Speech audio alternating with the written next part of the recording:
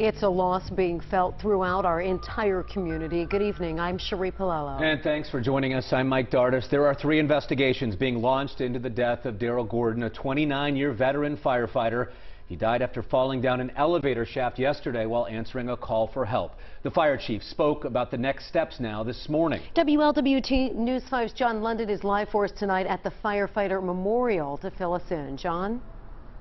Yeah, they will probably have a determination about the cause of the fire any time now, but don't expect any fast answers about the rest. Chief Richard Braun made it quite clear today that an extensive investigation of this magnitude could take a year.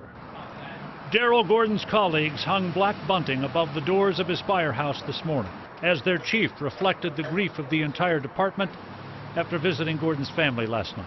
I can say that they're a very strong family. You can tell that they have a strong family unit, and they're doing very well now. The sense of loss inside Engine 14 is palpable. Pictures of Gordon grace the kitchen area where his outsized personality is remembered fondly. His name on the daily roster still accompanies that of Hayter, Azenbray, and Lang. There is much to do between now and the middle of next week. Landscaping the fire memorial for one, coordinating the honor guard and the funeral ceremony for another. A 3-pronged investigation's underway. Determining the origin of the fire should come soon. NIOSH and a city team will conduct long-term separate investigations. Both could take a year to complete. We look at things throughout the entire fire. We may find things that had nothing to do with firefighter Gordon's demise, but it's something we may want to change that we see that through an investigation like this. The chief does not know if Gordon was acquainted with the interior of the King Towers building from any previous run, only that most of the firefighters who responded to the 4-alarm were probably there for the first time. Some have stopped by State Avenue Church of God since the fire.